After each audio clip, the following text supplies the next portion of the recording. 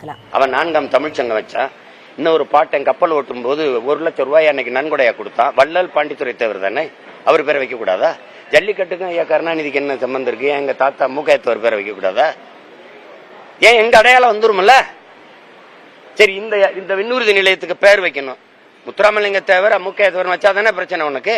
பாண்டியன் நெடுஞ்செலியன் வையவனா கேள்வி கேட்டா பாப்போம். உனக்கு என்ன பிரச்சனைன்னு சொல்லு.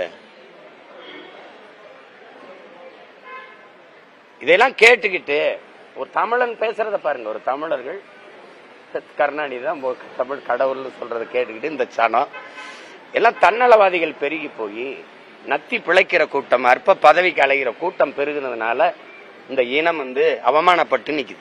இந்த இனம் தான் உலகத்துல தன்மானத்துக்கு இயக்கம் கண்டுச்சு, சுயமரியாதைக்கு இயக்கம் கண்டுச்சு. அவமரியாதை சின்னமா இன்னைக்கு அவமானத்தின் அடையாளமா உலகத்துல அலைகிற இனமும் இதுவாதான் இருக்குது. மானமும் வீரமும் அறமும் உயிரென்று வாழ்ந்த ஒரு இனத்தின் கூட்டம் இன்னைக்கு மானத்துக்காக உயிரை விட்ட ஒரு இனத்தின் கூட்டம். வெள்ளக்காரன் துப்பாக்கி வச்சிருக்கான், பீரங்கி வச்சிருக்கான், 1 கிலோமீட்டருக்கு அங்கிருந்து சுடுவான், 3 கிலோமீட்டருக்கு அங்கிருந்து குண்டை வச்சு போடுவான்னு தெரியுமில்ல. எங்க பாட்டங்களுக்கு தெரியாதா? சின்னமலைக்கு தெரியாதா? புலித்தேவனுக்கு தெரியாதா? எங்க பாட்டி வேலுநாச்சியார், மருதிபாண்டி, அழகுமுத்துக்கோனுக்கு, சுந்தரலிங்கத்துக்கு, வெள்ளையத்தவனுக்கு தெரியாதா? இல்ல பண்டாரவண்ணியனுக்கு தெரியாதா? கட்டப்பொம்மனுக்கு தெரியும். ஏன் போனா? மான தமிழனுக்கு மரணத்தை விட மானம் பெரிதுன்னு போனா சாபம்னு தெரிஞ்சும் போய் சத்தான். சரணடைஞ்சு நம்ம வாழ்றதை விட சண்டையிட்டு சாவது மேலானதுறான்னு போனான்.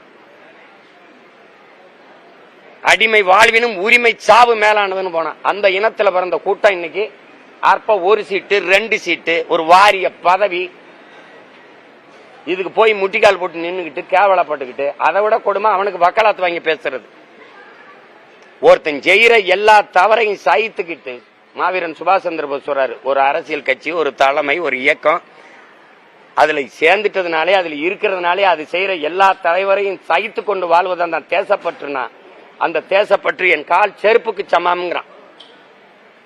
எல்லா அநீதியும் சகித்து கொண்டு இருக்கிறதுக்கு பேரு தான் இது ஜனநாயகம்னா அது எப்படி? இது எது வேணாலும் பேசலாம். செம்மொழின்னு ஐயா கருணாநிதி அவர்கள் பிறந்த நாள நீங்க கொண்டாடணுங்கிறீங்க. செம்மொழிக்கு அவருக்கு என்ன சம்பந்தம் இருக்கு? எங்க மொழி இருக்கு?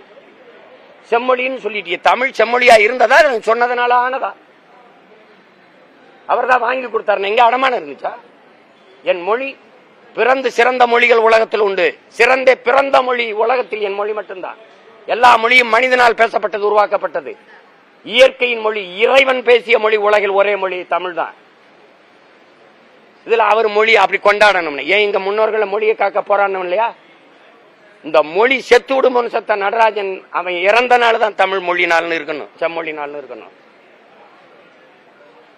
உலகிற்கே ஒரு அறநெறியை தந்த ஒரு பெருமகனார், வள்ளுவ பெருமகனார் பிறந்த நாள்ல அதை கொண்டாடுங்க. அப்படிதான் கொண்டு வந்திருக்கணும். ஏன்னா அந்த பெருமை தமிழனுக்கு வந்துடும். உங்ககிட்ட கேட்கிறேன், எல்லாம் மதுரையில வாழ்றீங்க, சிவன் கீழடியில தோண்டப்பட்ட ஒரு இனக்கூட்டம் எங்கேயாவது 2 ஏக்கர்ல வாழ்ந்துருக்குமா? 1000 ஏக்கர், 500 ஏக்கர், 200 ஏக்கர், 300 ஏக்கர்னு கூடி தானே வாழ்ந்திருக்கும். அப்ப கீழடியில 2 ஏக்கர் தோண்டிட்டு மூடிட்டு போன யாராவது பதில் சொல்லுங்க. ஏன் மிச்சம் இருக்கிற 800, 200 ஏக்கர்ல தோன்றது உனக்கு என்ன பிரச்சனை? ஏன்னா தமிழரின் தொன்மம், தமிழரின் வரலாற்று பெரும் அடையாளங்கள், பெருமை உலகத்துக்கு வந்துடும்.